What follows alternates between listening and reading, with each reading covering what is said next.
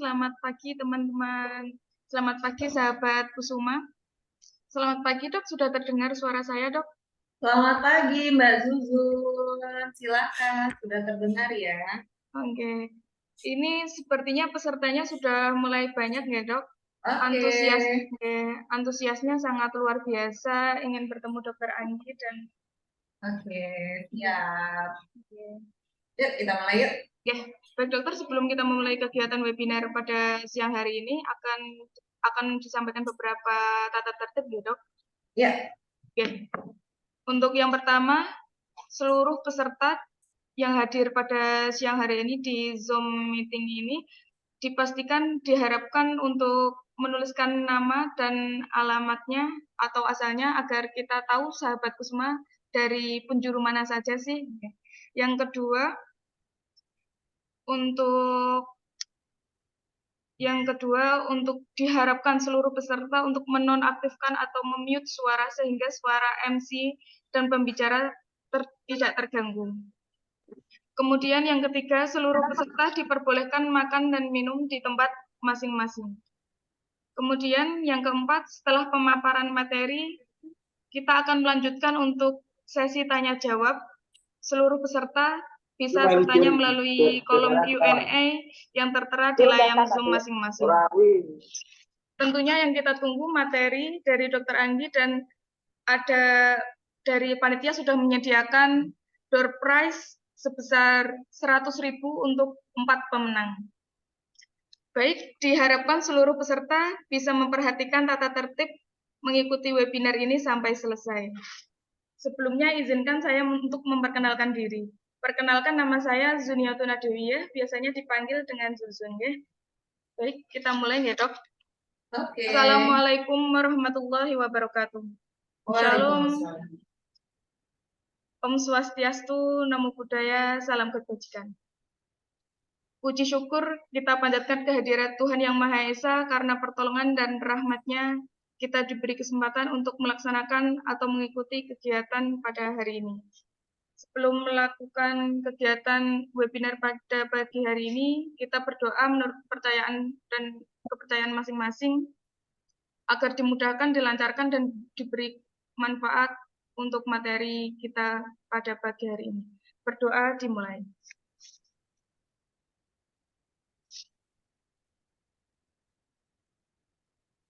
Berdoa selesai. Yang terhormat Direktur Rumah Sakit Kusuma Praja, Dr. Yuswanti MHSC, yang terhormat jajaran manajerial RSIA Kusuma Praja Semarang, yang terhormat Dr. Anggi Widya Hapsari, spesialis kandungan selaku narasumber, yang terhormat PT Simex Pharmaceutical Indonesia atau yang mewakili, yang terhormat yang kami hormati seluruh peserta webinar Sahabat Kusuma, selamat datang di kegiatan webinar Kusuma Talk dengan tema Kiat Menjaga Kehamilan. Baik, selanjutnya saya ingin memperkenalkan narasumber yang sangat luar biasa. Beliau merupakan dokter spesialis kandungan yang berpraktek di Rumah Sakit RSIA Kusuma Praja. Pada operator, mohon ditampilkan profil Dr. Anggi. Ini adalah yang pertama saya akan bacakan ya. Nama Dr. Anggi Widya Hapsari, sarjana spesialis kandungan ya. Lahir di Jakarta 17 Oktober 1986, kemudian beralamat di Jalan Serondol Bumi Indah Blok U nomor 4. Riwayat pendidikan S1 kedokteran Fakultas Kedokteran Undip 2004 sampai 2010. Yang kedua PPDS 1 Obstetri dan Ginekologi Fakultas Kedokteran Universitas Diponegoro 2014 sampai 2019. Riwayat profesi Dr. IGD RSUP Dr. Karyadi Semarang 2012 sampai 2013. Peserta program Pendayagunaan Dokter Spesialis Kemenkes RI RSUD Prambun Kabupaten Kebumen 2020 sampai 2021. Yang ketiga, RSIA Kusuma Praja Bugangan sampai saat ini. Yang keempat, Klinik Baby Genius. Yang kelima, RS Nasional Diponegoro Undip Semarang. Perkenalan singkat untuk narasumber kita. Dan kita mengingatkan untuk seluruh peserta webinar pada siang hari ini untuk mengisi lembar absensi yang tertera di Zoom, ruang Zoom. Baik, selanjutnya kita akan memulai pemaparan materi mengulas tentang tips cetak anak berkualitas dengan program 1000 hari pertama kehidupan atau HPK. Baik, tepat waktu dan ruang Zoom kami persilahkan untuk Dr. Anggi.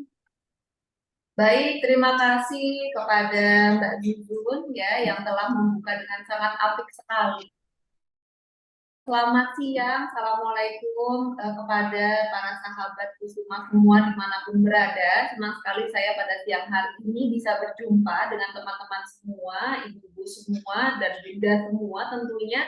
Semoga siang hari ini bisa menjadi siang yang menyenangkan dan berilmu ya untuk kita semua belajar bagaimana mempersiapkan kehamilan yang baik dan menjaga kehamilan itu tetap sehat supaya melahirkan anak yang berkualitas. Maka pada siang hari ini kami dari RSIA Kusuma Praja, khususnya saya sendiri akan membawakan materi yang semoga membuat teman-teman semua menjadi lebih antusias ya, dengan judul Cetak Anak Berkualitas dengan program 1000 hari pertama kehidupan. Ya, lanjut ya. Yang pertama, apakah yang dimaksud dengan 1000 hari pertama kehidupan? Program apa itu ya dok? Kok judulnya 1000 hari? Nah, kita lihat bersama.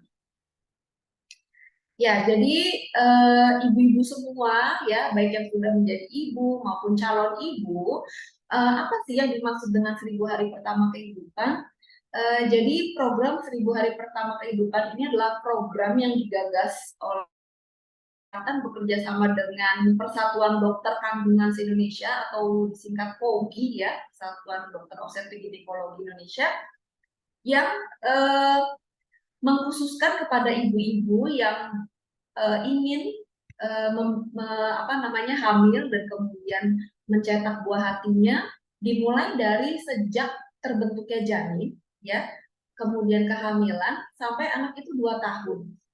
Jadi ketika kita itu ingin punya cita-cita, oh anak aku tuh nanti inginnya dia pinter, sehat. Jadi tidak hanya sehat tapi juga cerdas, tumbuh kembangnya baik, tidak ada milestone dalam tumbuh kembang anak itu yang kurang ya. Itu kita bisa merencanakan dan mengupayakan sejak sebelum kehamilan. Dan 1000 itu adalah dihitung sejak terbentuknya embrio ya, sejak awal sekali ya. Ini kan ada fase-fase perkembangan dari mulai dia embrio, terus kemudian berlanjut sampai tumbuh kembang dalam perut ibu sampai nanti siap lahir, itu adalah kurang lebih 270 hari. Lalu nanti dilanjutkan dengan 2 tahun usia anak. Oke, kita lanjut. Jadi skematisnya begini nih, ibu-ibu semua ya. Jadi 1000 hari pertama kehidupan itu adalah usia kehamilan yang kurang lebihnya 270 hari, kemudian ditambah dengan 2 tahun usia anak, yakni 1 tahun kita tahu sebagai kurang lebih 365 hari, kemudian dikali 2 ya, total adalah 1000 hari. Jadi 1000 hari ini adalah masa-masa periode emas atau masa penting anak itu untuk nanti kita lihat nih, kira-kira nanti pertumbuhannya bisa baik atau enggak. Dan sekarang lagi ngetren juga ya untuk waspada terhadap stunting atau gangguan tumbuh kembang anak. Maka dari itu stunting itu bisa dicegah sejak kapan? Sejak mulai merencanakan kehamilan. Jadi sejak dini sekali. Kalau kita lihat di sini ya, pembuahan terjadi, ada sel telur, kemudian dibuahi oleh sperma. Nah, sejak kita akan merencanakan pembuahan ini, itu sudah mulai menjadi masa-masa atau periode yang sangat penting atau periode emas. Nah ini ya, kurang lebih seperti ini dari mulai 0 hari sampai anak itu kurang lebih usia 2 tahun. Nah, pertanyaan berikutnya, kenapa sih dok kok 1000 hari pertama kehidupan atau 2 tahun pertama usia anak itu adalah periode emas ya? Kita lihat di sini. Jadi 1000 hari pertama kehidupan atau kurang lebih 2 tahun nih, ini adalah periode emas. Kenapa? Karena pada saat ini terjadi pertumbuhan pesat-pesatnya terutama organ otak anak ya. Pertumbuhan otak ini sangat pesat sekali dan mendukung seluruh pertumbuhan sistemik dalam tubuh anak secara keseluruhan. Jadi tidak hanya organ yang lain, tapi juga terutamanya otak ini akan sangat berpengaruh. Maka dari itu, sejak dalam kehamilan, itu biasanya kita sarankan untuk ibu melakukan edukasi prenatal, ya, dengan mengajak janinnya untuk berbicara, karena sejak usia kehamilan 4 bulan, bayi itu sudah bisa mendengar suara ibunya, ya, terutama suara yang ada di organ tubuh ibu, lebih dekatnya jantung ya, suara jantung ibu, suara suaranya ibu itu sendiri ataupun suara orang-orang sekitarnya. Jadi memang stimulus itu sudah dimulai sejak usia kehamilan. Ini adalah perbandingan ya, kalau ibu-ibu semua lihat anak usia 3 tahun ya, anak usia 3 tahun ini yang sebelah sini, yang sebelah kiri ini adalah otak anak yang normal dan yang sebelah kanan ini adalah otak anak yang terabaikan. Artinya dari nutrisi kurang support yang sebelah kanan ya, dan juga stimulus juga kurang dilakukan dengan baik ya. Maka dari itu ternyata ada perbedaan yang sangat nyata antara anak usia 3 tahun yang diberikan baik itu nutrisi pada saat kehamilan, bahkan sejak sebelum kehamilan, lalu sampai diberikan ASI eksklusif 6 bulan, dilanjutkan sampai 2 tahun, diberikan rangsangan stimulus tumbuh kembang yang memadai sehingga milestone perkembangan anaknya itu juga terlewati dan terlampaui dengan baik. Alhamdulillah tumbuh kembang dari otaknya itu utuh dan tampak baik ya, sehingga girus-girus di sini tidak tampak terlalu dalam ya. Jadi di sini ada girus-girus otak. Kalau yang terabaikan dari nutrisi kurang, kemudian stimulusnya juga kurang, sehingga tampak atrofi atau mengecil ya. Dan tentunya yang sebelah kanan ini tidak kita inginkan ya ibu-ibu ya. Kita ingin anak kita itu sehat, tumbuh kembangnya baik, dan bisa bersaing di era global saat ini. Nah, nanti kita akan bahas lebih detail bagaimana peran nutrisi ya. Jadi nanti kita akan mulai dengan nutrisi. Kalau tadi kita sudah lihat gambaran MRI otak anak pada usia 3 tahun, ternyata memang ini ada hubungannya dengan nutrisi. Jadi memang semua itu nanti dimulai dengan nutrisi, nanti saya akan menjelaskan lebih detail. Nah, yang berikutnya, kenapa program 1000 hari pertama kehidupan penting? Kurang lebih tadi sudah dijelaskan, karena jika nantinya tidak disupport dengan nutrisi yang memadai, maka akan ada fase-fase dalam kehidupan yang udah nggak bisa lagi kita kejar. Misalnya bagaimana dia menangkap pelajaran di sekolah, bagaimana anak itu bisa kita rangsang dan stimulus untuk motoriknya, itu sangat dipengaruhi oleh asupan nutrisi dan persiapan pada saat sebelum kehamilan dan pada saat kehamilan. Nah, ini aku tanya nih ke audiens, ke ibu-ibu semua, kira-kira nih kalau ada 3 bayi seperti ini nih, kira-kira mau bayi yang sebelah kiri, tengah, atau yang kanan? Mungkin bisa di kolom chat, di chat ya, mau yang sebelah kiri, tengah, atau kanan. Jadi kalau kita lihat yang sebelah kiri ini tampak seperti bayi baru lahir yang berat badannya kurang ya, atau kita singkat sebagai BBLR. Yang tengah ini juga tampak tumbuh kembang di dalam janinnya juga tidak terlalu optimal karena tampak ini perutnya besar di sentral dan ekstremitas bawahnya juga tidak eh, memadai ya. Jadi ada eh, hambatan tumbuh kembang yang tidak simetris. Kalau yang kiri ini masih simetris, kita sebut sebagai PJT simetris atau pertumbuhan janin terhambat yang proporsional. Jadi kecil-kecil semua nih. Kepalanya kecil, badannya kecil, tangan sama kakinya proporsional. Tapi yang tengah ini, ibu-ibu, ini eh, bisa kita sebut sebagai PJT atau pertumbuhan janin terhambat yang asimetris. Jadi kita lihat nih ya, bagian apa namanya, perutnya oke, ya, tapi kakinya kecil, ya, gitu. Jadi ada tidak proporsionalan. Nah, ini biasanya terjadi pada usia-usia kehamilan yang tidak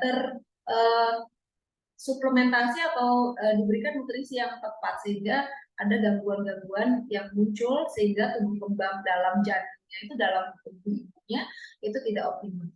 Nah, yang sebelah kanan sebaliknya ini tampak bayi yang sehat ya, sehat juga, tampak proporsional dari kepala, perut, tangan, kaki itu tampak menyenangkan ya untuk dilihat dan ini tentunya berat badannya uh, ideal sesuai kurva yang ada kurva namanya kurva Lutsenko ya kalau kita lihat pertumbuhan bayi itu dia ngikutin grafiknya.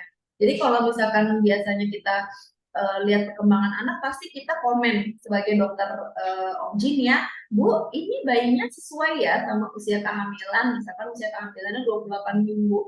Sesuai nih Bu, berat badan bayinya sesuai dengan 28 minggu. Atau kita bisa mengevaluasi, oh ternyata Bu, pada usia kehamilan 28 minggu ini bayi ibu agak kurang nih.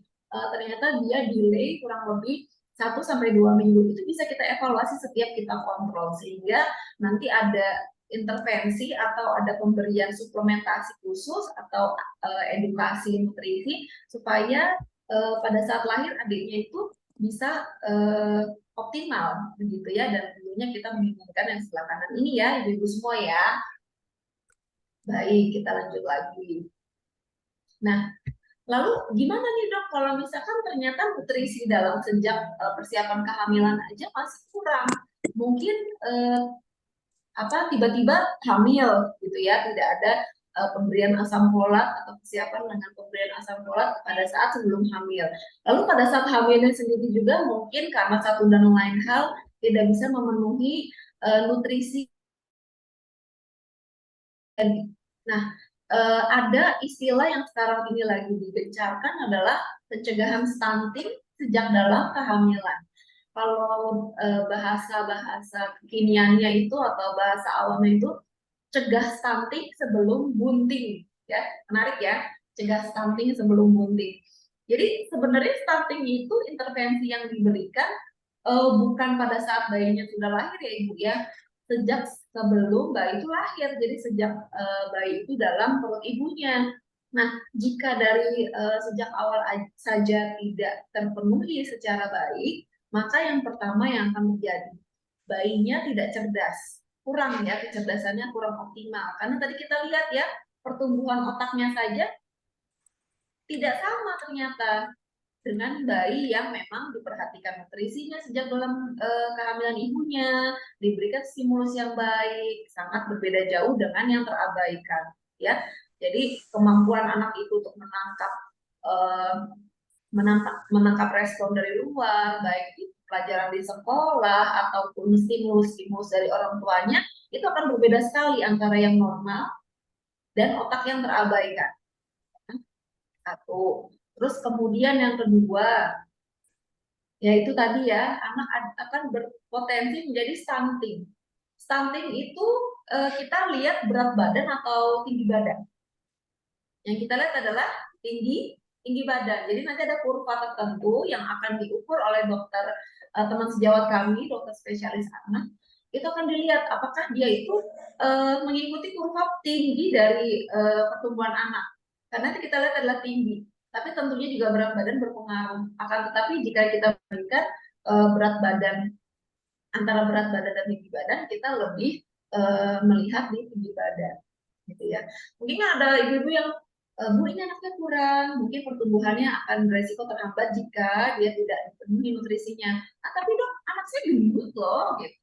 Gendut loh dok, ini dia mungkin misalkan 3 tahun berat badannya 25 kilo gitu, tapi tinggi badannya belum sampai ke 80 cm.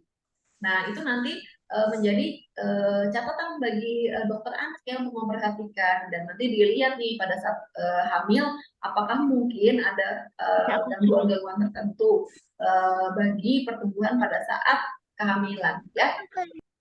Terus yang ketiga, anak menjadi lemah dan mudah sakit.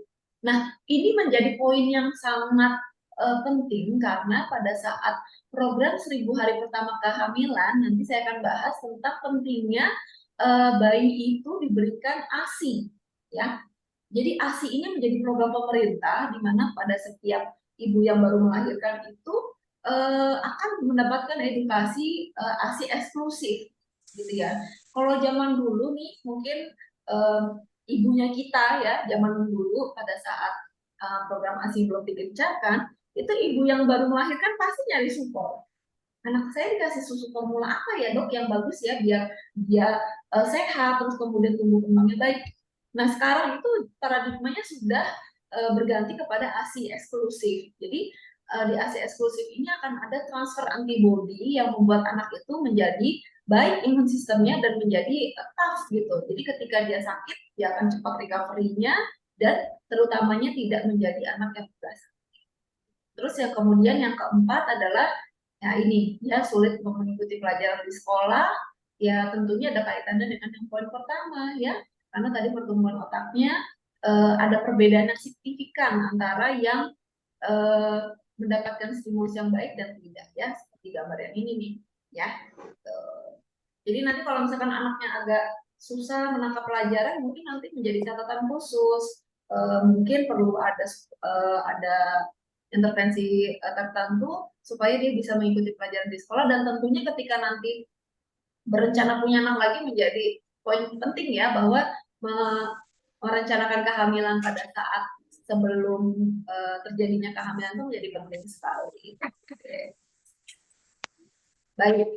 Nah, apa saja nih apa namanya dampaknya tadi sudah ya kita bahas semua, bahwa ketika 1000 hari pertama kehamilan tidak berjalan baik, maka akan terjadi stunting, lalu kemudian pertumbuhan otaknya terhambat dan sistem kekebalan tubuhnya tidak baik, gampang sakit ya.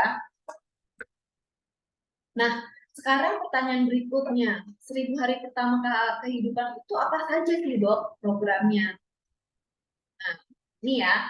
Jadi ibu-ibu semua ini 1000 hari pertama kehidupan ini sedang digencarkan ya oleh pihak pemerintah dan tentunya juga dari POGI, organisasi kami ya, Perkumpulan Dokter Obstetrik Ginekologi Indonesia, bahwa 1000 hari pertama kehidupan ini dimulai sejak sebelum hamil. Gitu.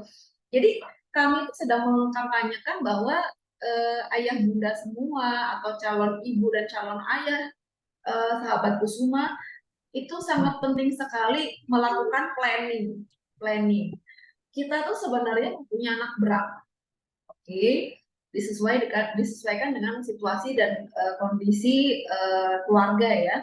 Oh ya oke, kita mau punya anak 3 atau mau punya anak 2 gitu ya.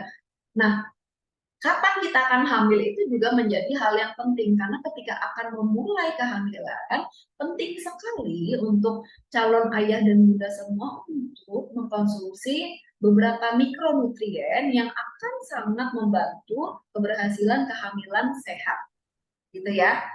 Karena era sekarang itu sayur sudah mulai banyak ditinggalkan, buah sudah mulai banyak ditinggalkan, dan juga pola makan kita sudah mulai bergeser banyak nih ke makanan-makanan yang kurang bernutrisi. Rasanya enak tapi nutrisinya kurang, gitu ya.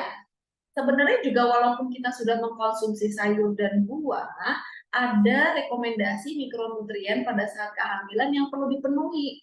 Dan kadang sayur dan buah yang kita konsumsi mungkin jumlahnya masih belum cukup. Atau kalau misalnya dimasak seperti sayur, itu nantinya terlalu matang atau mengalami proses yang terlalu lama sehingga vitaminnya hilang, ya. Sehingga nanti nutrisi yang tepat ini nanti akan kita bahas apa saja nutrisi yang tepat untuk memulai kehamilan. Terutamanya di asam folat ya, calon ayah bunda semua. Dan kemudian yang kedua adalah pada saat hamil itu juga nutrisi harus tetap terjaga. Ada beberapa rekomendasi mikronutrien yang harus dipenuhi supaya tumbuh kembang bayi di dalam proses kehamilan itu bisa tumbuhnya baik sesuai grafik ya, kita sebut sebagai kurva Lukchenko nanti. Nah, jadi nanti ada asam folat yang terus harus dikonsumsi, ada vitamin D3, ada kemudian kalsium, tablet tambah darah yang itu primer sekali untuk dipenuhi.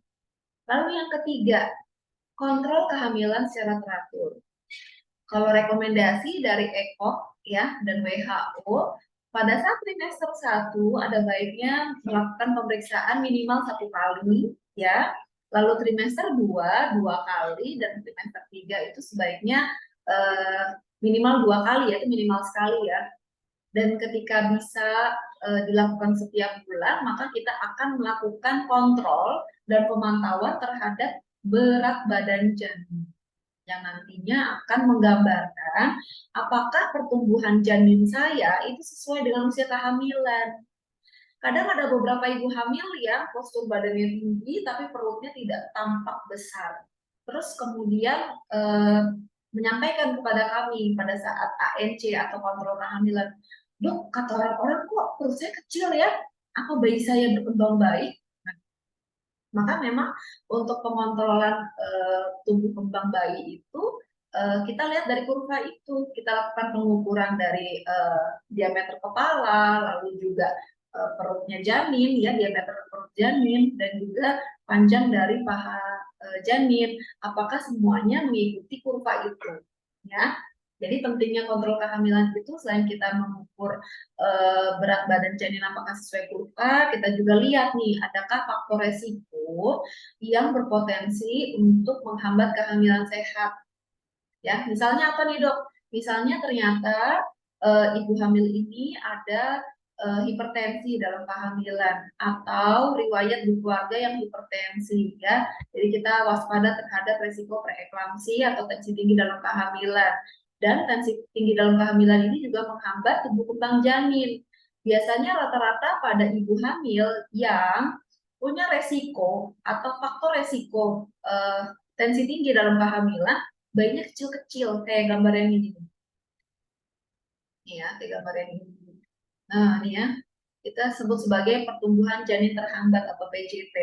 Sehingga kita biasanya melakukan intervensi-intervensi tertentu supaya ibunya tensinya tidak terlampau tinggi sampai mengakibatkan komplikasi seperti kejang, stroke ya, atau penyakit jantung, dan bayinya juga bisa optimal tumbuh kembangnya, tidak menjadi pertumbuhan janin terhambat.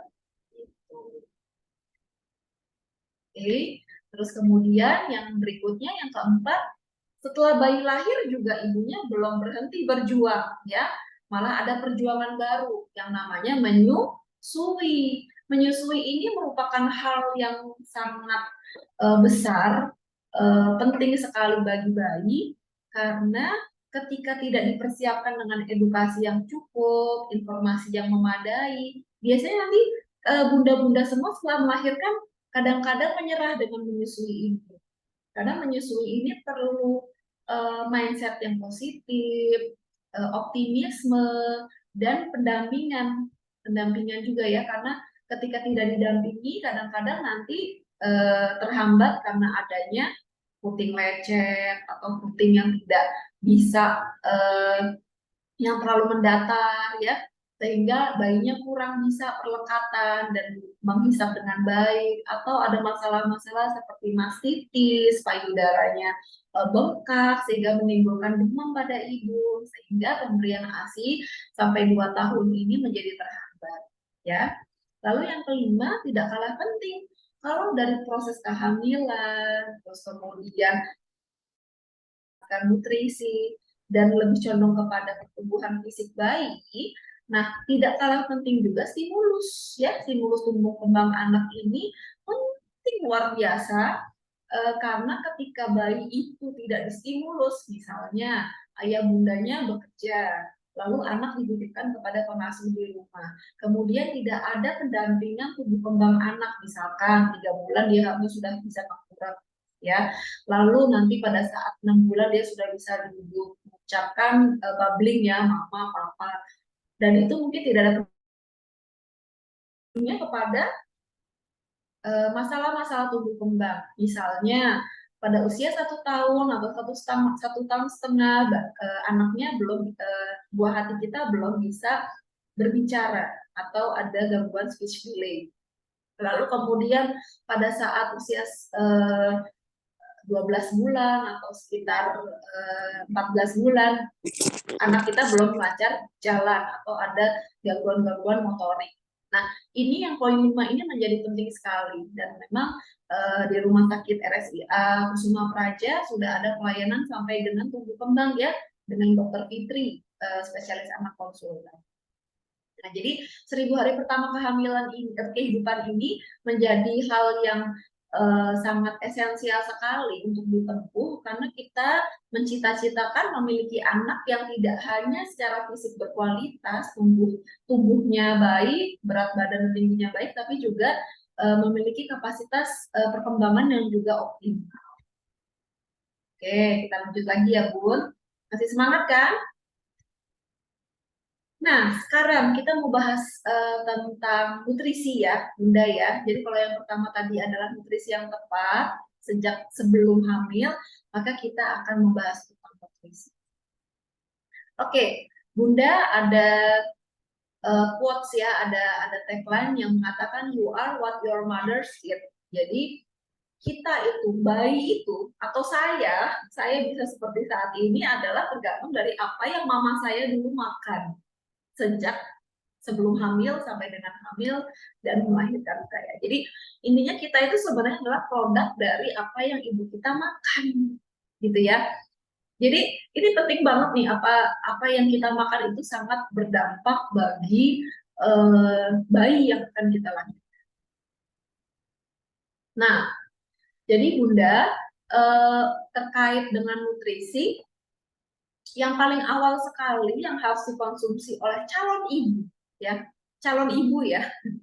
Jadi yang akan rencana hamil, jadi belum hamil ya Bunda ya, masih akan rencana hamil, itu memang ada baiknya 1-3 bulan itu minum asam folat.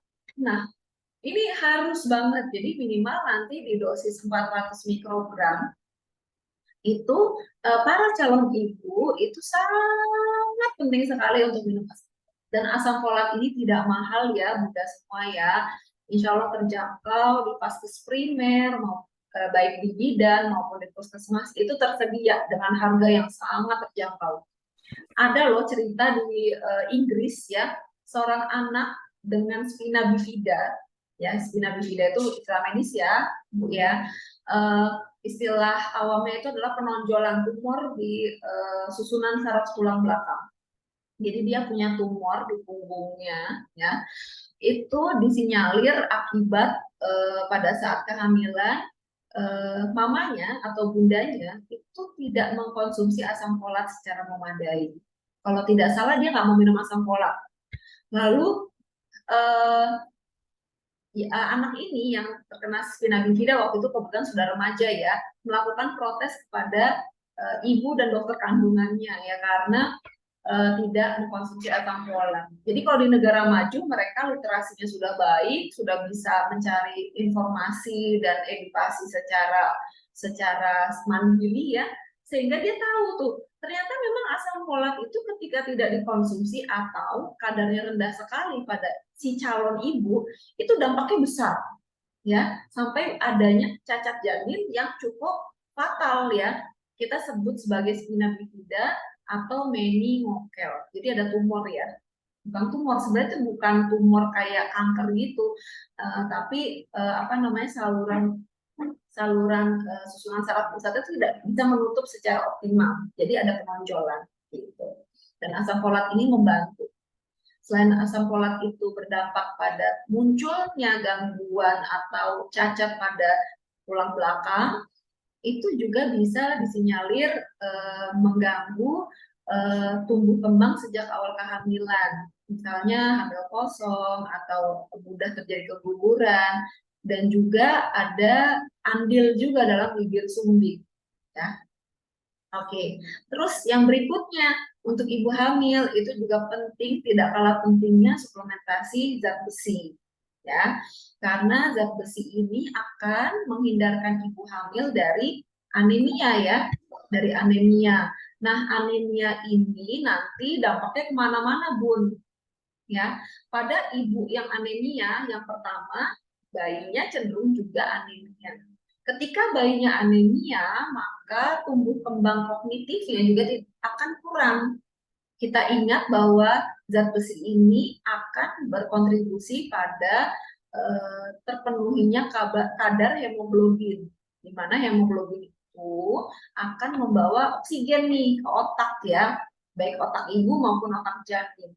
Jadi kalau otak janinnya kurang hemoglobinnya, biasanya nanti kurang cerdas bu bayinya, ya. Satu. Yang kedua, pada ibunya itu kalau anemia, plasenta atau ari-arinya males naik. Dia biasanya tetap stay di bawah, nggak mau naik ke atas. Kita tahu bahwa ketika ari-ari itu naik ke atas, maka jalan lahir itu kan bayi itu mau lahir, ya, itu tidak terhalangi oleh ari-ari. Jadi ari-ari harus naik ke atas. Lalu yang berikutnya adalah yang ketiga, anemia ini juga akan berdampak pada perdarahan pasca salin. Biasanya ibu-ibu yang anemia, kontraksi rahimnya kurang baik nanti, gitu. Atau setelah bayinya sukses lahir, perdarahan, ya, perdarahan. Tuh. Oke, yang ketiga adalah kalsium. Kalsium ini tidak kalah penting. Kalsium ini akan membuat bayi ibu tidak pendek, ya, tidak pendek. Lalu kemudian tumbuh dari gigi dan tulangnya baik, dan juga mamanya tidak resiko osteoporosis, ya. Banyak ibu-ibu yang datang, dok, saya pegel-pegel ya dok, ya. Ternyata kalau dilihat densitas tulangnya itu sudah mulai kurang cadangan kalsiumnya. Dan kalsium ini juga sangat penting untuk sebagai preventif hamil dengan tensi tinggi. Jadi kalau misalkan kalsiumnya cukup, biasanya kita pakai dosis di 1000 sampai 1500, ya. Jadi kasarannya itu minum kalsium 2 sampai 3 kali sehari itu untuk membantu supaya ibunya tidak muncul tekanan darah tinggi dalam rahim. Oke. Terus yang keempat ini, hati-hati pada ibu yang kek. Apa tuh kek, dok? Yang lingkar lengannya itu kurang dari 23,5, kurang dari 23,5. Itu kita sebut sebagai kurang energi protein, ya, atau kurang energi kalori atau kek ini. Jadi pada ibu-ibu yang agak posturnya kecil, terus kalau diukur lingkar lengannya itu kurang dari 23,5, itu hati-hati, kita perlu intervensi untuk suplementasi dan nutrisi yang lebih. Nah, Bunda, ini kita agak ilmiah sedikit, ya. Jadi di sini kita lihat nih, saya nemu jurnal yang cukup penting sekali, bahwa ini kita lihat artinya aja langsung, ya. Ini jurnal internasional nih Bunda semua nih, dari Ikatan Dokter Kandungan Internasional, ya, sebutannya sebagai VIGO. Dari jurnal ini dikatakan nutrisi yang bagus, ya, adalah modal awal terciptanya generasi yang berkualitas. Jadi sederhana sekali, kalau misalkan kita pingin nih masyarakat Indonesia ini kualitas orangnya baik-baik, sehat, tumbuh kembangnya nggak stunting, terus kemudian daya tangkap dan daya intelektualnya baik, itu modal awalnya adalah nutrisi, gitu. Tergantung apa yang kita makan, tergantung apa yang dimakan oleh para ibu semua, ya. Jadi kita bisa lihat di sini. Jadi hamil itu memang dimulai dari prekonsepsi, ya. Jadi yang juga, ya, bahwa mengatakan anak yang berkualitas itu dimulai dari sebelum terjadi kehamilan, ya. Dimana ini nutrisinya disebutkan adalah asam folat, ya, folat, terus kemudian iron atau tablet tambah darah, ya, tablet besi, ya, tablet besi, lalu B12, vitamin D, dan juga yodium. Nah, yodium ini menjadi Menarik. Kenapa? Karena kalau yodium itu kan kita taunya di garam ya, ibu-ibu semua ya. Terus ada ibu-ibu yang takut makan banyak garam karena khawatir tensi tinggi dalam kehamilan. Nah, itu adalah asumsi yang kurang tepat. Memang tidak boleh terlalu berlebihan, tapi tetap dalam kadar yang normal. Ya, karena yodium ini nanti akan sangat membantu mencegah penyakit tiroid atau penyakit gondok ya. Kalau yodium yang kurang, nanti hipotiroid atau kadar hormon tiroidnya rendah. Kalau rendah, biasanya nanti anaknya juga tidak terlalu cerdas, ya. Jadi tetap asumsi garam yang beriodium. Lalu kemudian kita lihat ini ya, dari mulai trimester 1 kehamilan. Trimester 1 kehamilan itu kurang dari 3 bulan ya, ibu-ibu semua. Itu juga dilanjutkan asam folatnya, zat besinya, protein, vitamin D. Sampai nanti ibu itu menyusui juga ya, ada beberapa mikronutrien yang penting sekali sampai ibu menyusui. Dan ini nanti akan menghasilkan bayi atau anak yang komplit ya, semuanya optimal. Baik, kita lanjut lagi. Nah, ini ya Bun ya. Jadi ada beberapa gambaran bayi-bayi yang kalau kurang nutrisi seperti ini ya. Jadi kalau kurang nutrisi atau ada penyakit infeksi, ada banyak outcome yang tidak kita inginkan ya. Nah, ini aku ketemu ada pasien yang akhirnya saya rujuk ke senior saya yang bahkan konsultan fetal maternal ya. Jadi hamil dengan meningokel. Yang kasus yang di Inggris itu yang aku cerita. Jadi ini nih, ini tampak seperti tumor ya, ibu-ibu semua ya. Sahabat Kusuma, dilihat. Ini sebenarnya sederhana karena kurangnya asam folat. Jadi sebenarnya susunan saraf pusat bayi itu kalau misalkan asam folatnya terpenuhi, maka selubung sarafnya itu akan menutup sempurna sehingga tidak ada penonjolan seperti ini. Ini sebenarnya bukan tumor, ini karena selubung saraf pusatnya tidak bisa tertutup dengan sempurna sehingga ada penonjolan seperti ini. Tuh, lihat ya. Nah, ini pada akhirnya persalinannya juga perlu dioperasi ya, karena kan nggak muat nih. Ini nempel di belakang kepala, jadi di pusat sekali. Terus kemudian nanti perlu intervensi dari dokter bedah saraf ya untuk meningokelnya. Ini sederhana minum asam folat ya. Tentunya kita tidak ingin anak kita seperti ini. Lalu apa saja nih nutrisi yang tepat untuk kehamilan sehat? Nah, ini kita lihat di sini bahwa untuk ibu hamil ya, kita lihat di sini untuk asam folat dulu deh ya. Ini yang paling esensial sekali. Itu minimal minum konsumsi asam folat 500 sampai dengan 600 mcg ya.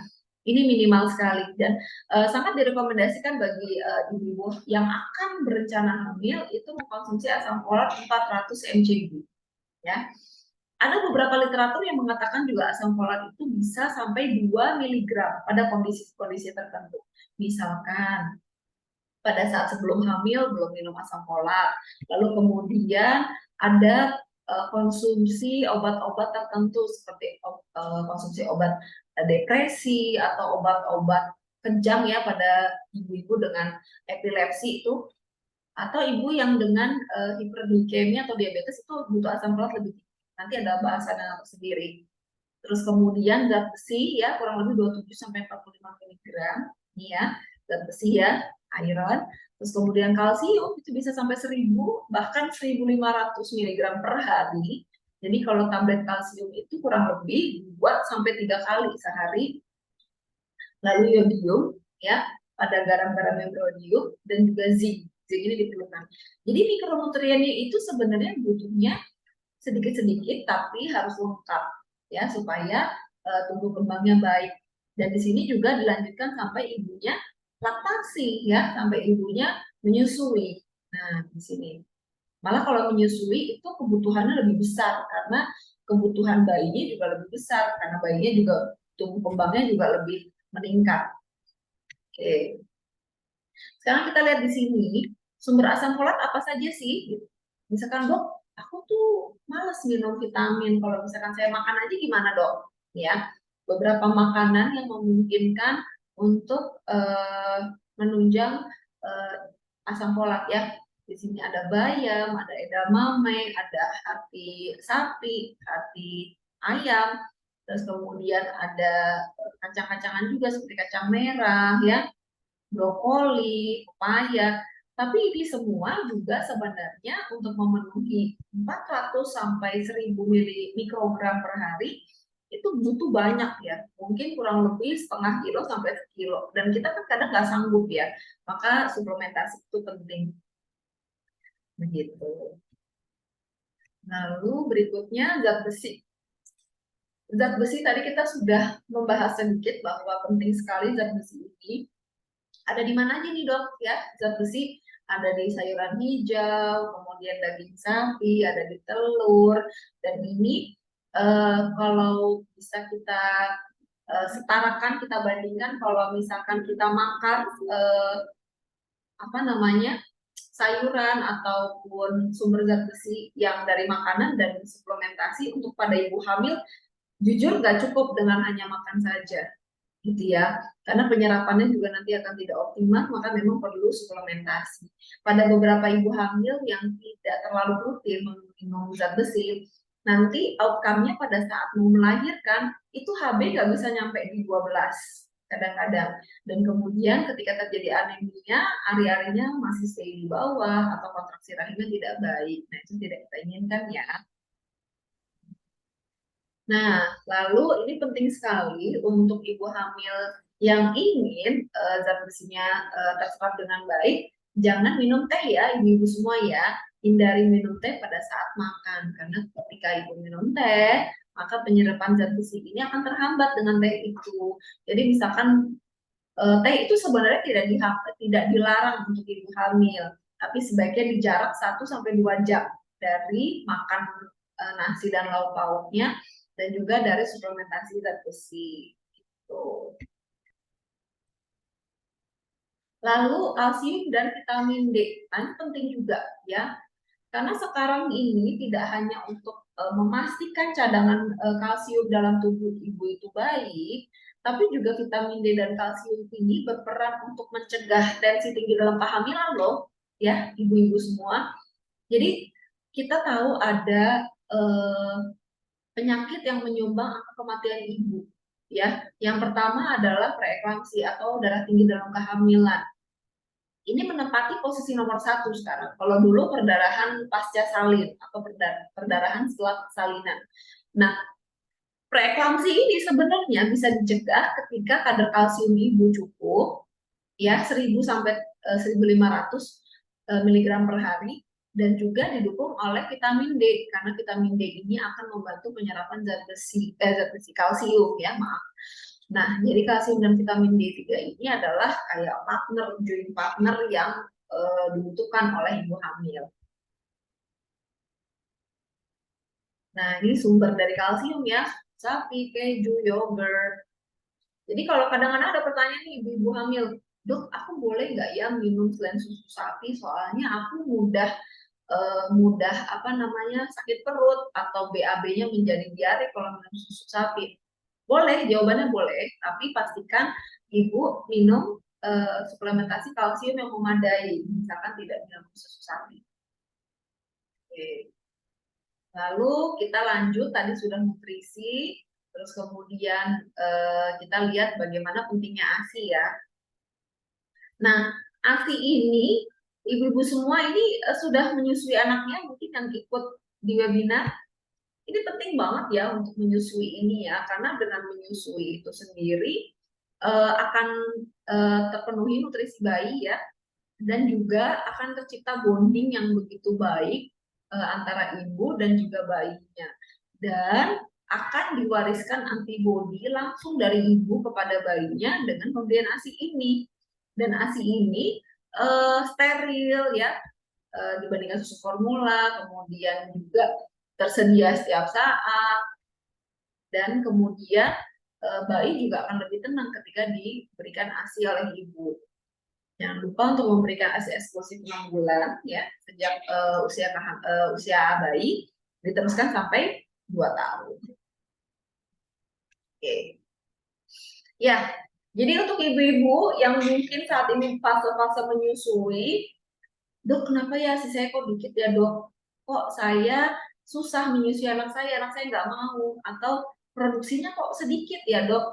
Sesungguhnya ya ibu-ibu semua, ini ASI itu kuncinya adalah bahagia. Jadi ibu hamil ini harus teredukasi tentang ASI dan yakin optimis bahwa ASINya akan tercukupi, dan ketika melahirkan juga harus stabil ya emosi, mood, perasaan, dan ini pastinya akan butuh sekali dukungan orang terdekat seperti suami, keluarga besar ya. Kalau ibu ini sendirian, berjuang sendiri, misalkan dia baru melahirkan, terus kemudian mungkin suaminya mencari nafkah di luar kota, tidak ada dukungan supporting system dari keluarganya, apalagi dapat bulian misalnya ya, dia stres. Karena stres akhirnya ASINya sulit diberikan, produksinya sedikit. Kita tidak ingin itu ya ibu-ibu semua ya, karena ketika kita sukses memberikan ASI sampai 2 tahun, maka 1000 hari pertama kehidupan akan tersupport dengan lebih baik dibandingkan mungkin yang tidak bisa memberikan ASI sampai 2 tahun. Oke, ini sedikit sharing ya. Sedikit sharing. Ini anak saya sendiri. Ini anak saya sendiri. Kebetulan memang saya memprogram anak saya itu apa namanya? Jadi anak saya 2, yang satu itu adalah sebelum saya mengambil pendidikan spesialis. Nah, yang kedua ini adalah setelah saya pendidikan spesialis. Jadi saya mempraktekkan ini 1000 hari pertama kehidupan pada anak saya. Jadi sedikit motivasi kepada bunda-bunda semua, sahabat Kusuma ya. Insya Allah kita bisa ya melalui 1000 hari pertama kehidupan dengan optimal. Jadi sedikit cerita, anak saya ini memang saya persiapkan. Saya hamil setelah saya selesai pendidikan ya, dan kemudian saya bisa berbagi waktu dengan lebih ideal untuk hamil. Jadi saya persiapan sejak sebelum hamil ya, saya penuhi nutriennya. Kemudian pada saat lahir nih sebenarnya dia ini agak kecil, nggak kecil banget sih, masih dalam batas normal. Dia lahir 2700 gram. Kemudian memang menyusuinya tidak semudah itu. Jadi perlu adaptasi yang cukup lumayan sampai dia lancar menyusui. Jadi 1 bulan aja masih kurus ya. Lalu kemudian saya kejar, saya optimalkan untuk menyusui sampai di 4 bulan dia tampak weight gainnya cukup baik. Dan alhamdulillah sekarang ini dia 3 tahun 8 bulan, 3 tahun setengah lah ya. Ini dia tiba-tiba bisa membaca. Jadi bukan tiba-tiba sih, memang kita stimulus untuk apa namanya? Stimulus untuk bacaan-bacaan edukatif untuk anak, mulai dari alfabet, terus kemudian angka, kita dampingi ya setiap harinya, dan misalkan saya tinggal kerja pun saya titipkan ke pengasuh, dan suatu ketika dia lagi membaca bersama kita, dia bisa membaca dan mengeja langsung. Jadi ini salah satu outcome ya yang cukup surprise sebenarnya untuk kami, karena kakaknya dulu juga membaca di usia kami di usia 5 tahun 6 tahun ya, dan ini dia lebih awal karena memang anak ini kami persiapkan untuk 1000 hari pertama kehidupan ya. Mudah-mudahan selalu sehat, dan tentunya ini semoga sedikit kisah dari saya bisa memotivasi para bunda, calon ibu, atau calon nenek ya yang mungkin nanti cucunya mau diprogram, supaya mudah-mudahan kita bisa bersaing dengan negara-negara maju, negara berkembang dan maju lainnya di dunia, supaya indeks prestasi dari apa namanya penduduk Indonesia itu bisa bersaing nih di era global ya, dengan program 1000 hari pertama kehidupan ya. Oke, itu ya.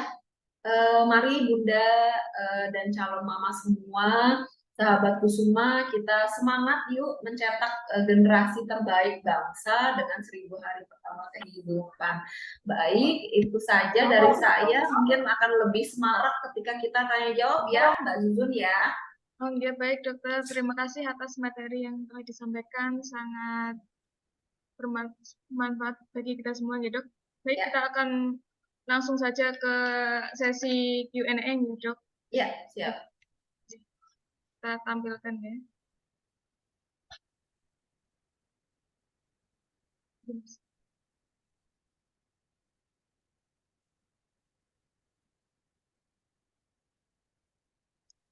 untuk yang pertanyaan yang pertama ya dok, dari Yahya, Pemalang, pertanyaannya, jika saat kondisi ibu hamil bentuk perutnya kecil dan tidak besar, ibu hamil seusianya dan pada umumnya, apakah itu menandakan nantinya akan lahir bayi dengan berat badan yang rendah dok? Dan jika ibu sedang hamil dan mengalami anemia, apakah bayinya akan lahir stunting atau masih bisa dicegah dok?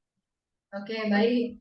Terima kasih pertanyaannya Ibu Yahya. Ini pertanyaannya sangat baik sekali ya. Jadi sebenarnya Bu, yang tadi saya cerita ya bahwa perutnya yang tampak kecil atau perutnya tampak besar sekali itu tidak menggambarkan postur tubuh dari bayi yang sesungguhnya di dalam perut ibu. Ya, jadi Bu Yahya di Pemalang ini saya sangat rekomendasikan untuk melakukan kontrol hamil secara rutin setiap bulannya supaya benar-benar bisa presisi, secara presisi dihitung nih diameter kepalanya, diameter lingkar perutnya dan panjang dari pahanya bayi ini apakah sesuai atau enggak. Untuk nanti kita lihat nih berat badannya mengikuti kurva tumbuh bayi itu sesuai dengan normal atau tidak. Jadi Bu Yahya di Pemalang insya Allah banyak sekali ya fasilitas kesehatan yang mendukung untuk pemeriksaan ibu hamil, sehingga coba yuk periksa USG untuk kemudian dilihat nih nanti berat badan bayi ibu itu masih masuk dalam grafik yang normal atau tidak, satu ya. Kemudian yang kedua, ini ada pertanyaan lanjutan bahwa ketika hamil mengalami anemia apakah bisa akan stunting? Saya bilang bahwa anemia punya andil terhadap stunting. Ya, karena kita tahu sendiri bahwa hemoglobin yang normal akan membawa pasokan oksigen yang baik dan cukup ke organ tubuh. Jadi hemoglobin ibu hamil itu minimal 11,5 ya sampai 12. Jadi kalau misalkan ibu anemia, ada baiknya dibantu oleh tenaga kesehatan setempat untuk diberikan tablet tambah darah. Ya Ibu ya.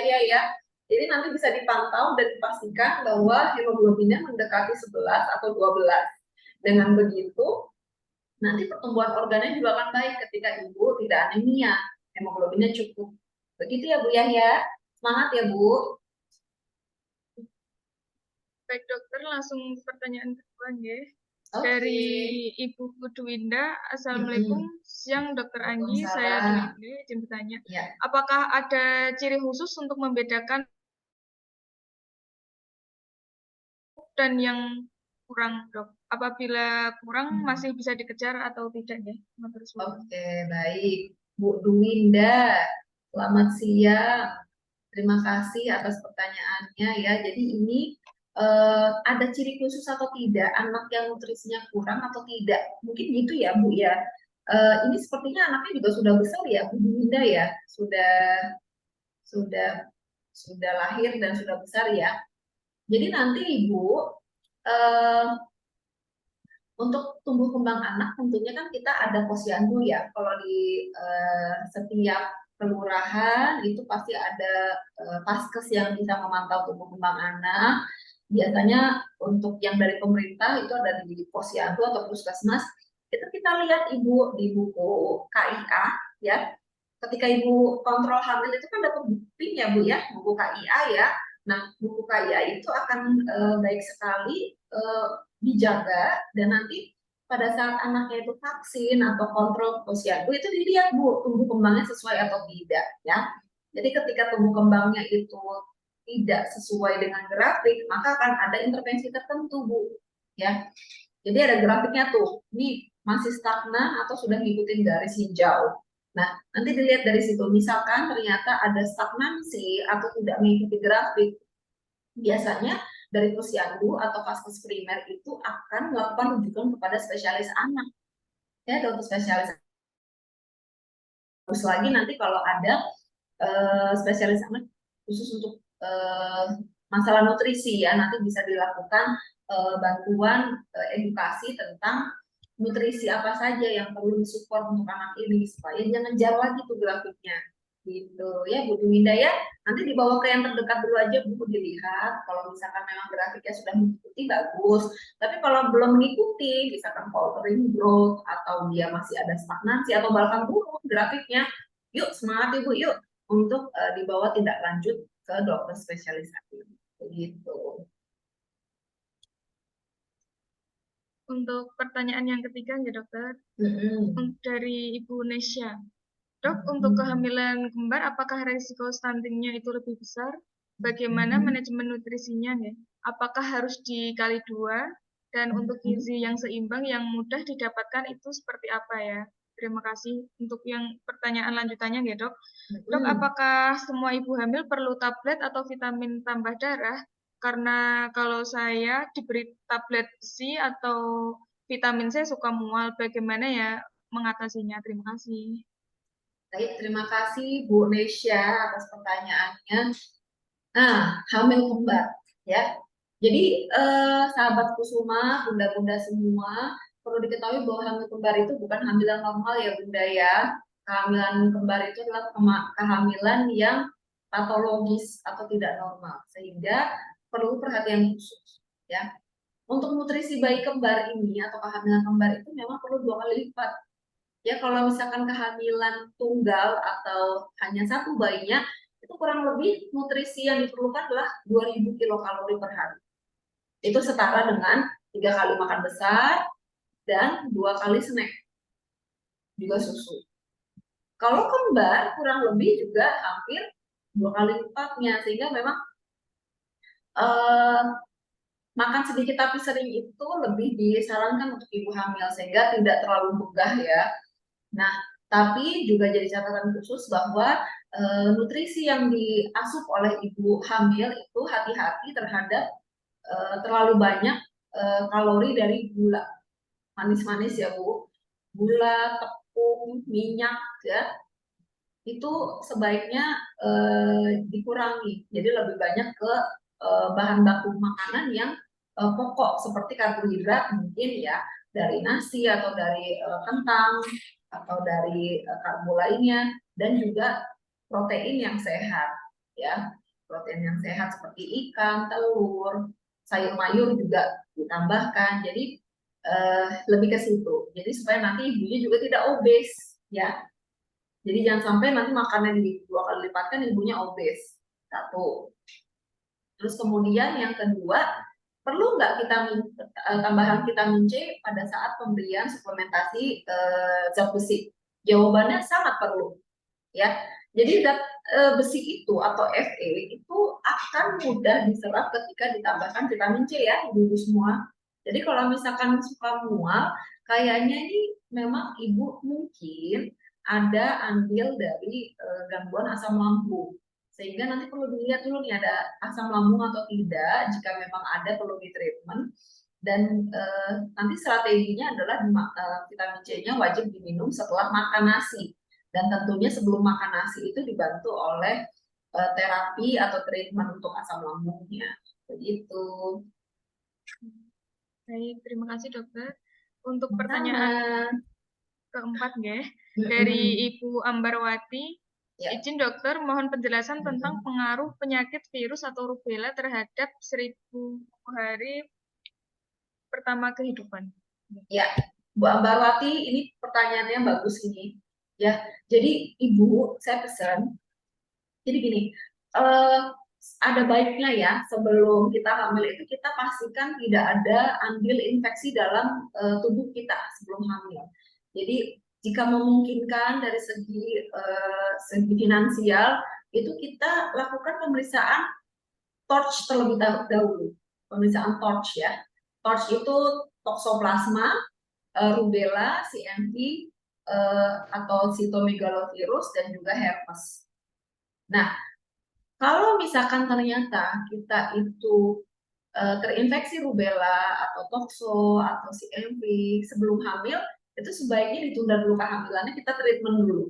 Karena memang akan berpengaruh pada tumbuh kembang janin. Tapi misalkan ternyata sudah terinfeksi pada saat hamil, ini kita mesti melakukan intervensi. Nanti ada obat tersendiri yang kita berikan Dan kita akan melakukan pemantauan screening organ pada bayi itu. Apakah ada cacat kongenital yang muncul? Karena rubella kita tahu sendiri sebagai proses infeksi ya, dan ini akan berpengaruh gitu. Jadi nanti mohon Bu Ambarwati, jika memang ada yang ternyata positif rubella pada saat hamil, mohon segera dilakukan rujukan atau disarankan untuk datangi dokter spesialis kandungan. Baik, Dokter Rani. Pertanyaan yang kelima ya. Iya.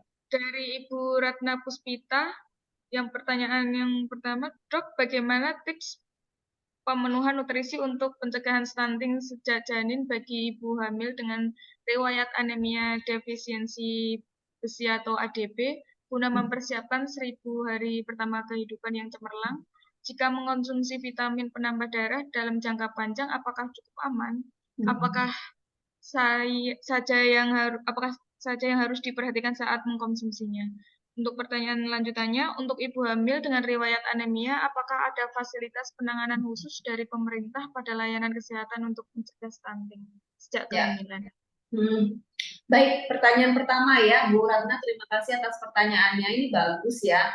Jadi tentang anemia, itu kan tampak kayak udah lagu lama ya, anemia sering banget kita dengar. Tapi ketika hamil itu efeknya luar biasa loh. Jadi beberapa kasus itu, kalau misalkan anaknya stunting atau anaknya nggak terlalu cerdas, cuma kita ngeliatnya jangka panjang ya. Tapi ibu sama bayinya kan sehat nih, sehat walafiat, nggak terjadi morbiditas ataupun kematian pada ibu maupun janin. Tapi kalau misalkan anemia itu tidak tertangani dan kemudian menjadi kronis, ada beberapa kasus perdarahan postpartum atau perdarahan pasca salin yang muncul karena anemia. Jadi kita malah takut kalau misalkan ada anemia tidak di treatment, atau misalkan dari nakesnya sudah melakukan treatment nih, sudah diberikan tablet tambah darah, tapi nggak bisa diminum, ibunya agak menolak, terus kemudian mungkin mual atau takut ya, terus pada saat lahiran HB-nya 7, HB-nya 6, itu resiko perdarahan postpartum atau perdarahan pada saat pasca salin itu besar dan mengancam nyawa ibu maupun bayi. Gitu. Ada beberapa case kematian ibu karena dilandasi oleh anemia yang berujung pada perdarahan pada saat melahirkan. Nah, jadi ini penting sekali. Jadi pada saat sekarang ini sudah dicanangkan dari pemerintah untuk ibu-ibu trimester 1 ya. Trimester 1 itu sama dengan kurang dari 3 bulan ya, Bu. Itu sudah dilakukan pemeriksaan darah. Jadi akan ketahuan tuh anemia atau enggak, ada positif HIV, HBsAg, sifilis atau tidak, ada gangguan gula darah pada saat hamil atau tidak. Jadi sebaiknya memang semua ibu hamil itu langsung datang ke vaskes terdekat untuk melakukan pemeriksaan, dan terutama di puskesmas itu sudah menjadi program pemerintah tuh, pasti dilakukan cek darah, dan ketika anemia pasti diberikan tablet tambah darah. Dan tablet tambah darah ini nanti gini Bu, yang di puskesmas itu sudah cukup bagus. Cara minumnya itu kalau ibu mual atau terasa tidak nyaman, minum pada saat habis makan malam dan sebelum tidur. Jadi rasa mual itu akan terminimalisir pada saat ibu bawa tidur. Jadi memang tablet tambah darah itu wajib banget ya ibu minum, karena segitu pentingnya tablet tambah darah. Dan tentunya ketika tidak anemia akan tercegahlah stunting. Gitu. Baik, terima kasih Dokter Hani. Sama-sama. Untuk pertanyaan nomor 6 ya, dari Ibu Diana, nutrisi yang harus dipenuhi saat kehamilan, apakah nutrisi tidak dipenuhi, dampaknya apa, Dok? Nah, itu dia. Tadi ya, seperti yang tadi sudah saya tampilkan di slide. Misalnya nih, Dok, pada saat saya hamil kok saya nggak mau makan ya, Dok. Rasanya tuh makan tuh males banget. Apalagi minum vitamin hamilnya, Dok. Wah, itu biasanya muncul pada saat awal-awal hamil. Padahal ibu-ibu semua ya, usia kehamilan awal sampai 18 minggu ya, 18 sampai 22 minggu, itu adalah fase-fase organogenesis. Apa tuh, Dok? Itu pembentukan organ. Jadi itu periode yang sangat penting sekali. Jadi bayinya itu organnya lengkap atau tidak, berkualitas atau tidak, ya organ-organnya itu adalah ditentukan dari nutrisi sejak awal kehamilan, sebelum kehamilan ya, sampai 20 minggu kasarannya. Jadi 20 minggu itu sama dengan 5 bulan. Jadi kalau tidak terpenuhi, khawatirnya pembentukan organnya mungkin normal, tapi tidak optimal. Misalnya organnya normal nih, nggak ada cacat, tapi dia kecil. Kayak tadi yang gambar 3 bayi yang saya tunjukkan ya, ada yang kurus, ada yang dia kecil yang nggak simetris. Nah itu kita takutkan seperti itu. Nah yang paling nggak kita tidak ingatkan lagi, yang paling parahnya lagi adalah gangguan cacat atau cacat bawaan pada bayi. Ya, jangan sampai ya Bu ya. Mudah-mudahan nutrisinya bisa diperjuangkan. Jika ada mual dan muntah, yuk segera diperiksakan, nanti bisa diberikan solusi. Jika di fase primer tidak teratasi mual muntahnya, ayo ketemu dokter yang lebih ahli ya atau spesialis kandungan. Terima kasih Dokter Ani. Untuk pertanyaannya yang nomor 7 ya Bu. Dari Bu Filia. Assalamualaikum, selamat siang dokter. Izin bertanya, pada penderita IgM rubella positif dan PCOS posisi sedang hamil, apakah penanganan khusus untuk memenuhi kebutuhan nutrisi janin mengingat sangat resiko mengalami keguguran, dok? Terima kasih. Oke, baik Bu Filia, terima kasih atas pertanyaannya. Ini sangat spesifik ya, mungkin terjadi pada kerabat atau saudara dekat dari Bu Filia ya. Ini kalau IgM positif, ini sesuatu yang harus segera mendapatkan penanganan. Karena kalau kita tahu rubella itu ada imunoglobulin M dan G. Kalau G itu udah lampau, udah kemarin-kemarin infeksinya. Tapi kalau IgM ini baru sekarang. Jadi infeksinya masih aktif ya Bu. Ketika ini aktif harus ada penanganan tertentu supaya tidak berdampak pada cacat janin. Tapi tidak menjamin juga bayinya akan baik-baik saja karena sudah terjadi infeksinya. Jadi mohon nanti Ibu datang ke dokter kandungan ya, nanti akan diberikan arahan lebih lanjut. Untuk PCOS ya sendiri sebenarnya tidak masalah karena sudah hamil ya, sudah hamil. Akan tetapi nanti PCOS ini biasanya juga perlu ada pemantauan tertentu karena ada andil juga terhadap terjadinya preeklamsi pada kehamilan dan juga bisa resiko keguguran memang. Jadi memang sebaiknya yang bersangkutan ini dapat pemantauan khusus dari dokter spesialis kandungan gitu, untuk didampingi terus ya setiap bulannya. Baik dokter, lanjut ke pertanyaan nomor 8 ya, dari Ibu Rizky. Selamat siang dok, izin bertanya, apakah benar ketika ibu hamil mual dan tidak bisa makan, gizi janin tidak tercukupi? Solusinya bagaimana ya dok? Karena mual selama kehamilan tidak bisa dihindari ya. Dan saya sebagai suami ingin istri makan makanan yang bergizi tapi mual terus. Terima kasih. Baik, terima kasih atas pertanyaannya ya Bapak Rizky. Ini suami yang sangat sayang sama istrinya ya. Yang nanya malah suaminya. Bagus nih Bapak Rizky ya. Jadi hamil awal itu memang secara normal terjadi peningkatan hormon. Hormon progesteron, hormon beta HCG, dan itu sangat berdampak pada mual dan muntah. Nah, jadi harus disiasati. Yang pertama, untuk mual dan muntah, ini kita bisa berikan beberapa suplementasi ataupun terapi ya untuk ini. Biasanya kita ada berikan vitamin B6 dan beberapa obat lainnya. Dan akan kita sarankan untuk makan sedikit tapi sering. Jadi secara fisiologis itu lambung ibu hamil itu asam lambungnya meningkat 2 kali lipat, satu. Terus gerak ususnya itu melambat. Jadi biasanya ibu hamil itu kalau makan banyak, itu kayak penuh, perutnya begah. Jadi nggak boleh makan sekali langsung banyak, enggak. Tapi makan sedikit-sedikit tapi sering, kira-kira 2 jam sekali makan. Jadi ada triknya untuk membuat ibunya bisa makan, nutrisi terpenuhi.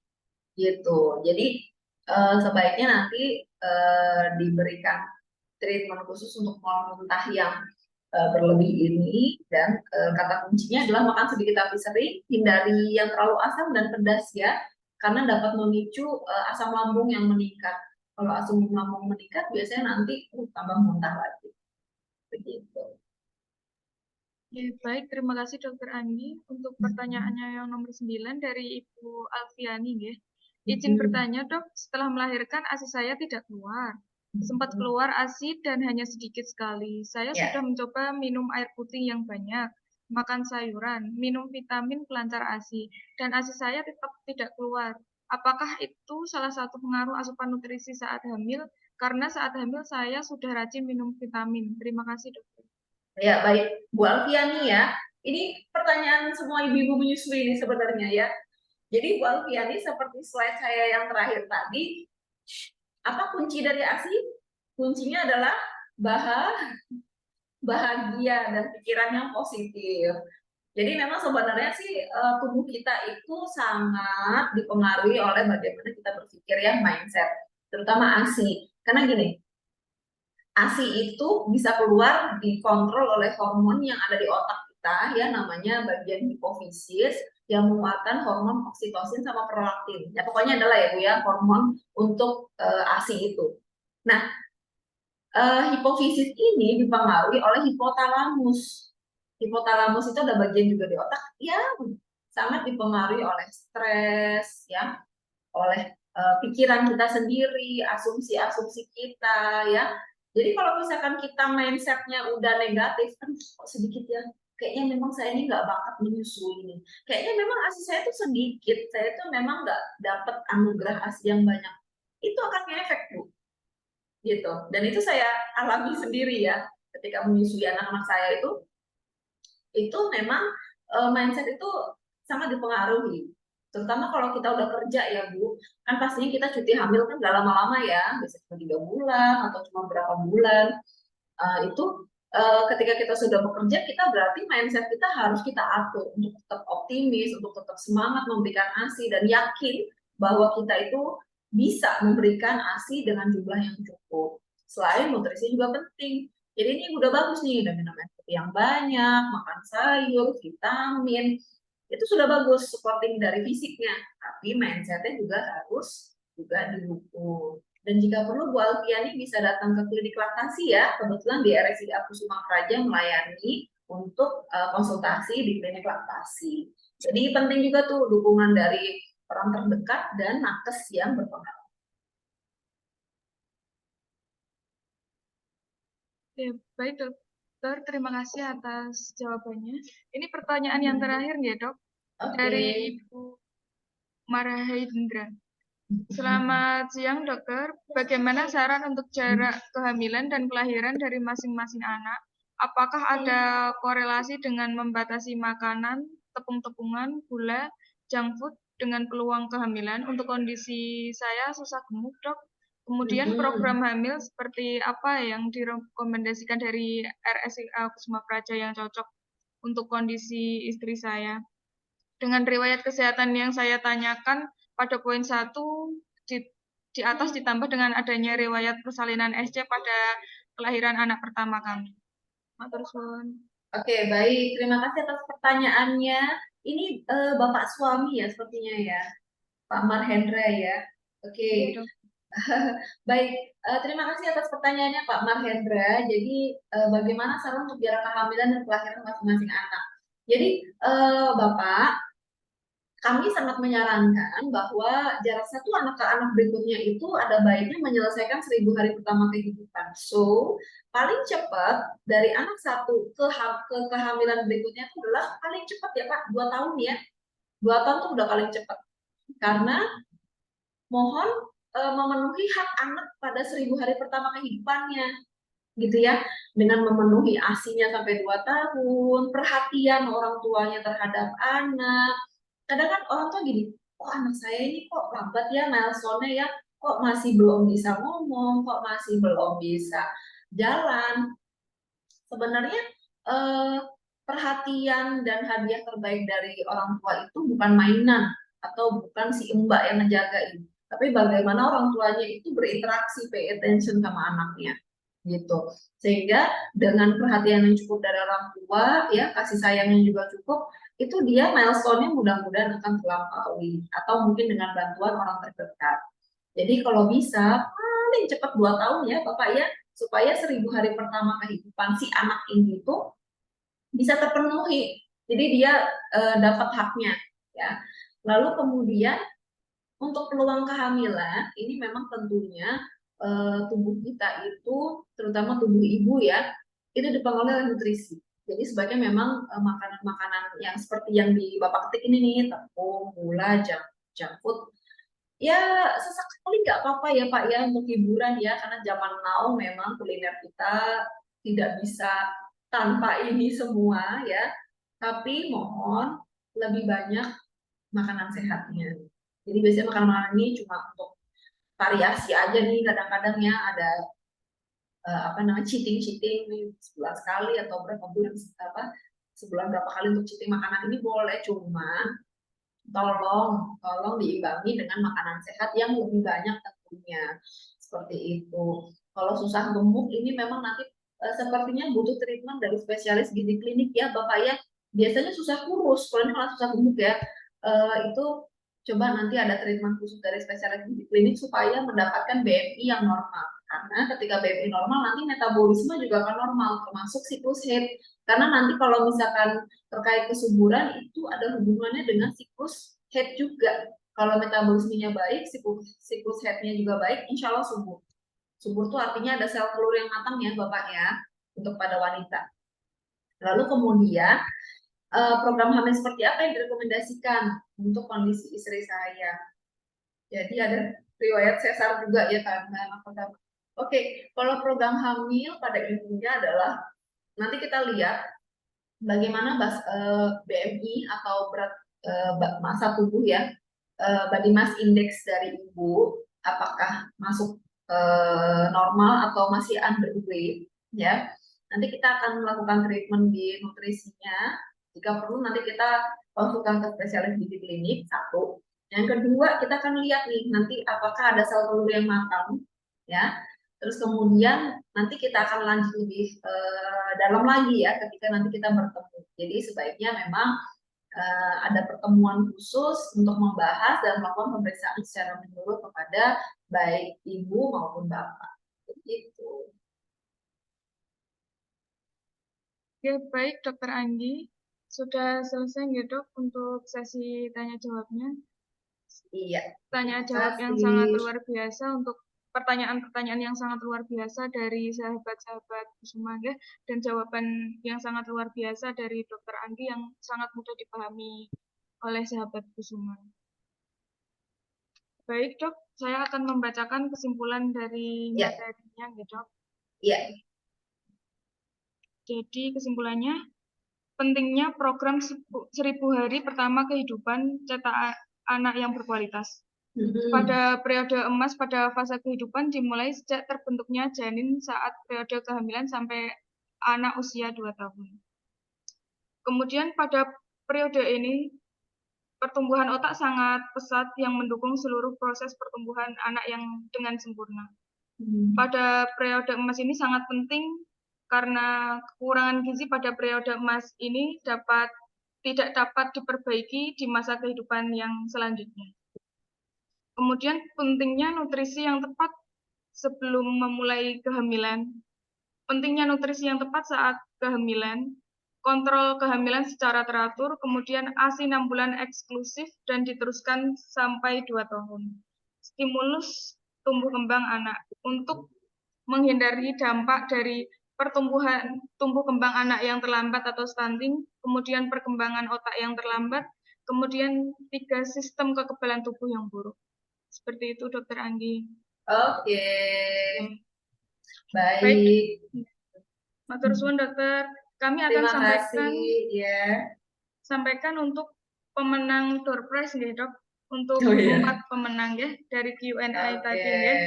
Yang pertama, selamat untuk pemenang atas nama Ibu Nesya Zea, kemudian Ibu Alfiani, kemudian yang ketiga Ibu Ratna Puspita, untuk yang keempat Pak Marhaindra ya. Baik dokter, sebelum acara ditutup, kami mohon untuk seluruh peserta Zoom meeting untuk menghidupkan kameranya untuk foto bersama nggih.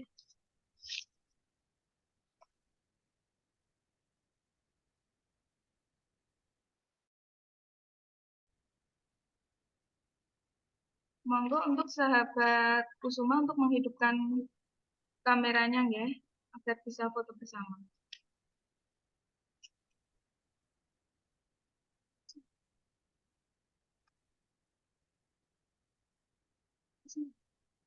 Sudah semua? Ya. 1, 2, 3. Satu kali lagi nggih. 1, 2, 3.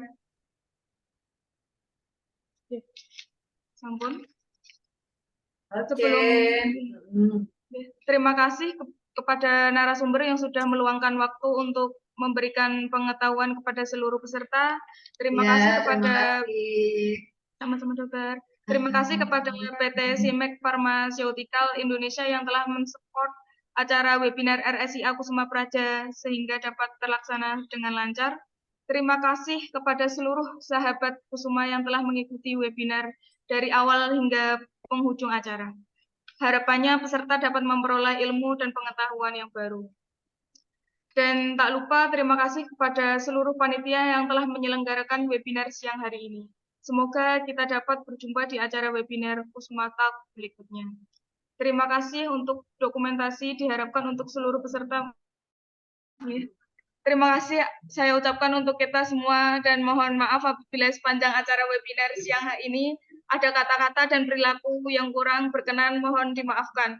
Kepada seluruh peserta dapat meninggalkan ruang Zoom.